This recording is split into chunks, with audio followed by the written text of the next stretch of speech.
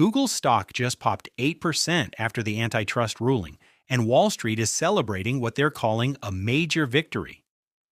But what if I told you this win is actually the beginning of Google's slow death, and everyone buying the stock right now is walking into a trap?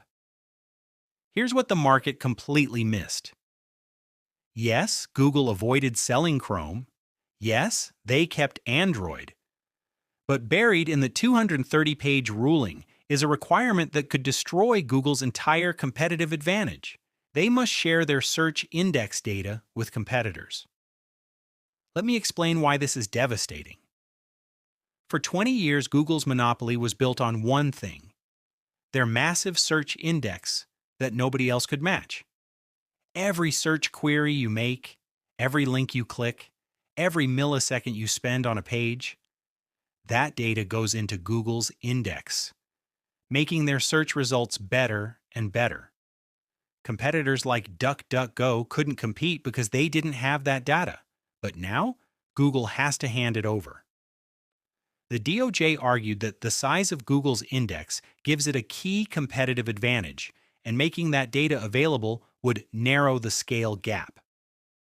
Translation: Google is being forced to give its competitors the exact weapon they need to compete. But it gets worse. There's a second antitrust trial about Google's advertising business that already found them guilty. The remedy hearing is in January 2026, and that could force an actual breakup of their $200 billion ad empire. In this video, I'm exposing the 4 hidden landmines in Google's antitrust ruling that Wall Street is ignoring, and why buying Google stock right now could cost you everything. The data sharing death sentence. But there's one thing about this antitrust ruling that is by far the most dangerous for Google's future, and yet almost nobody understands what it actually means. It's the data sharing requirement. And when you understand what Google is being forced to give away, you'll realize this isn't a slap on the wrist. It's a death sentence for their monopoly. Here's what Judge Mehta ordered. Google must make available certain search index data and user interaction data to competitors. Not advertising data, but the core search intelligence that makes Google's results so good. What is this data? It's everything Google knows about what people search for, what links they click on, how long they stay on pages, what queries lead to purchases, which results satisfy users and which don't. This is the secret sauce. This is what took Google 20 years and billions of dollars to build. And now they have to share it with DuckDuckGo, Perplexity, ChatGPT, and any other qualified competitor who asks for it. Judge Mehta was explicit about why he wrote, "The size of Google's index gives it a key competitive advantage over existing small general search engines like DuckDuckGo and emerging companies in the Gen AI space like ChatGPT." So the entire point of this remedy is to help Google's competitors catch up by giving them access to Google's most valuable asset. Now here's where this gets really scary for Google investors. The ruling says Google must share this data on ordinary commercial terms that are consistent with Google's current syndication services. That means they can't charge competitors some outrageous price to block them. They have to offer reasonable rates. And the data sharing isn't just for a year or two. It's for 6 years, with a technical committee overseeing compliance to make sure Google doesn't cheat. 6 years is an eternity in tech. That's enough time for competitors to build their own massive indexes using Google's data as a foundation. Think about what OpenAI can do with this. ChatGPT search is already gaining traction. Now imagine if they had access to Google's search index data, showing exactly which queries users care about most, which results work best, which topics are trending. They could rapidly improve their search product using Google's own intelligence. The same goes for Perplexity, which is positioning itself as an answer engine rather than a search engine. With access to Google's data, They can see which queries people ask most, what answers satisfy them, and optimize their AI to deliver better results. And here's the kicker: Google still faces all the costs of building and maintaining this massive index: the servers, the crawling, the processing, the storage. But now they have to share the value with competitors who get it basically for free. This is like forcing Coca-Cola to share its secret formula with Pepsi, or making Apple give Samsung the iPhone blueprint. It destroys the competitive moat that made Google's monopoly possible in the first place. Wall Street celebrated because Google kept Chrome, but they completely missed that Google is being forced to arm its competitors with the exact weapon needed to destroy them. But the data sharing isn't even the biggest threat to Google's business model. The $20 billion Apple deal is dead. This next financial reality is perhaps the most underestimated consequence of the ruling, and it directly impacts Google's most valuable distribution partnership. It's the Apple deal, and it's functionally dead, even though Google can technically still pay them. Here's the background. Google pays Apple over $20 billion per year. Some estimates say it's closer to $25 billion to be the default search engine on iPhones and Safari. This is the most lucrative deal in tech. For Apple, it's almost pure profit. For Google, it's access to over 1 billion iPhone users who would otherwise have to manually choose Google. Judge Mehta's ruling bans Google from entering or maintaining exclusive contracts relating to the distribution of Google Search. And critically, any contracts Google does enter must terminate no more than 1 year after the date it is entered. Let me translate what this means. Google can still pay Apple for placement, but they can't have exclusivity, and they can only sign 1-year contracts that must be renegotiated annually. This changes everything. Previously, Google had multi-year exclusive deals that locked competitors out. If you wanted to search on your iPhone, Google was your default, and most people never changed it.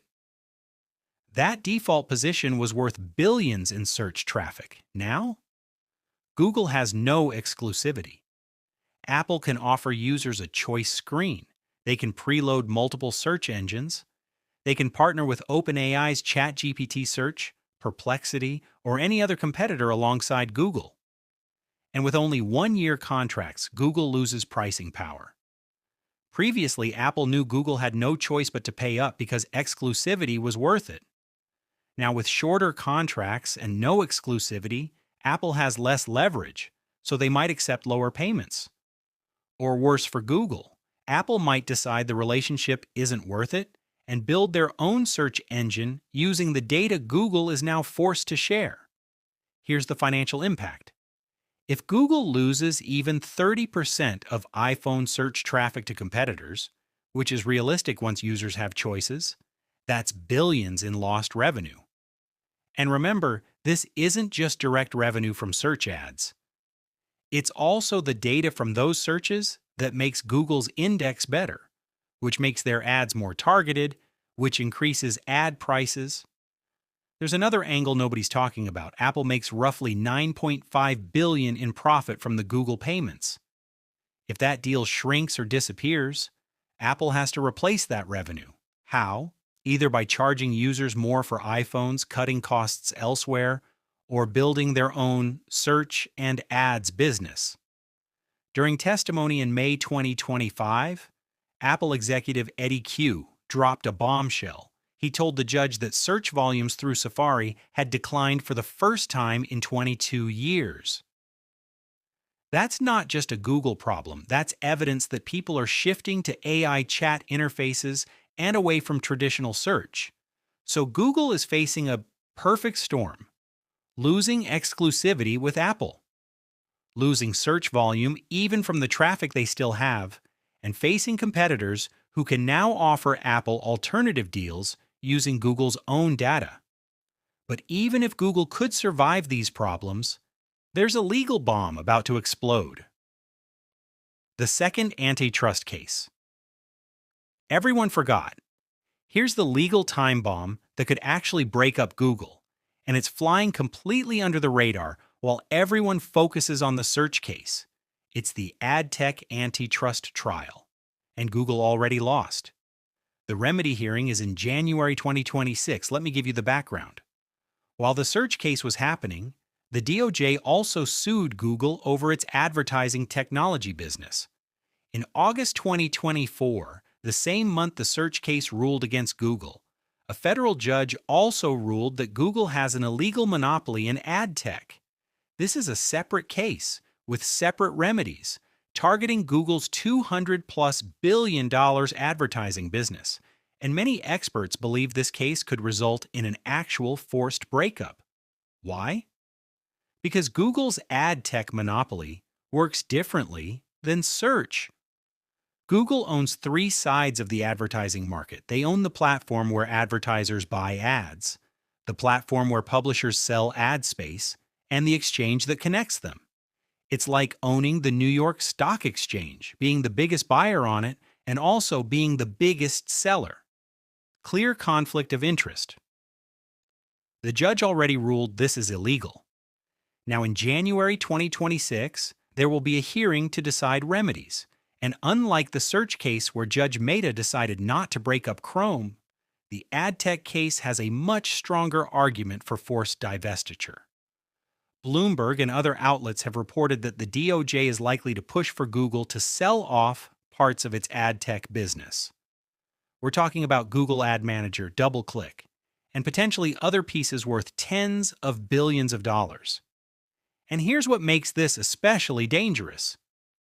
The ad tech business generates the majority of Google's profits.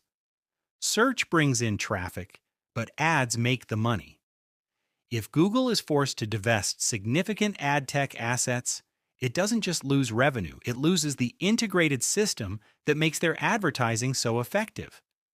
Imagine if Google Search can't talk to Google Ads the same way anymore.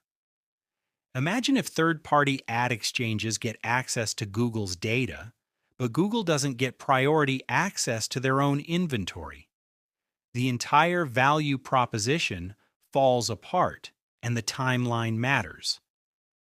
The January 2026 remedy hearing means we could have a final decision by mid-2026.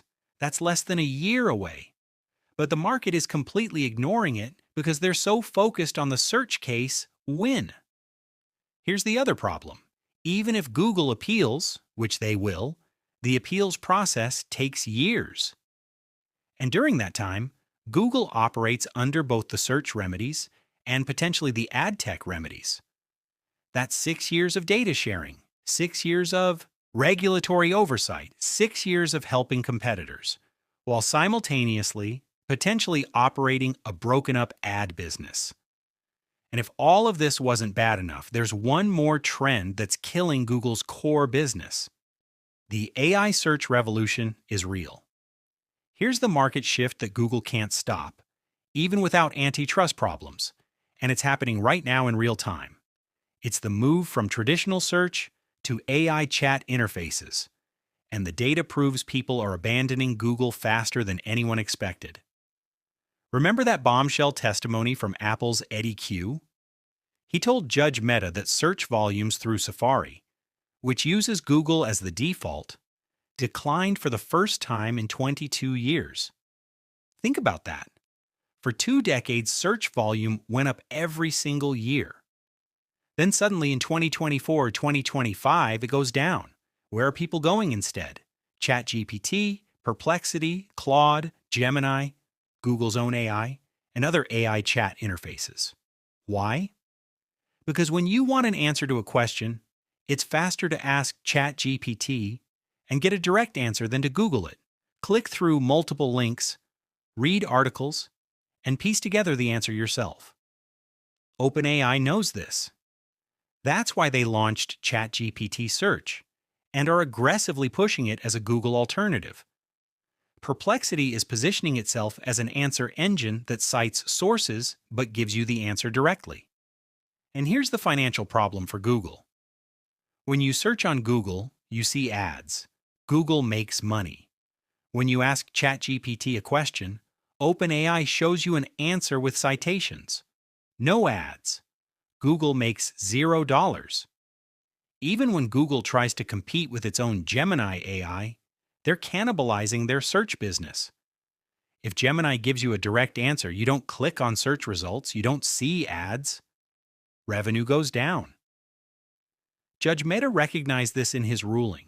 He wrote that the emergence of generative AI has changed the course of this case and specifically noted the need to prevent Google from using the same anti-competitive tactics for its Gen AI products as it used to monopolize the search market. But here's the catch-22. Google needs to compete in AI or they'll lose to ChatGPT. But if they compete in AI, they cannibalize their search business. And now they're forced to share data that helps AI competitors catch up. The market is also shifting away from desktop search to mobile voice search and AI assistants. Amazon's Alexa, Apple's Siri, Google's own assistant. People are asking questions verbally and getting answers without ever seeing a browser. And the younger generation doesn't even think about Googling things anymore.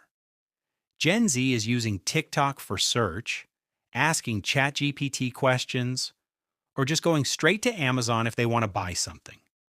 Google's search market share is still around 90%, but that's like saying Blockbuster had 90% of the video rental market in 2005. The market itself is shrinking. Fewer people are using traditional search. And the ones who still are will soon have better alternatives thanks to the data sharing requirement. The antitrust ruling didn't break up Google, but it opened the door for competitors, right as consumer behavior is shifting away from Google's core product. So what should you actually do if you own Google stock? What you must do right now. Here's exactly what you need to do if you currently own Google stock or were thinking about buying. Step 1. Reassess your position. If Google represents more than 10–15% of your portfolio, that's too much exposure given these risks. The antitrust cases, data sharing requirements, AI competition, and Apple deal changes create massive uncertainty. Consider reducing your Google position by 30–50%. You don't have to sell everything, but trimming exposure protects you if things get worse. Step 2. Watch these key dates. January 2026, Ad Tech Remedy Hearing. This could result in forced breakup. September 2025, ongoing, implementation of data sharing requirements begins. 2027–2028. Appeals process likely concludes. Final legal resolution. These aren't theoretical dates. These are actual events that will move the stock. Step 3. Compare Google to Microsoft. Microsoft faced similar antitrust issues in the late 1990s.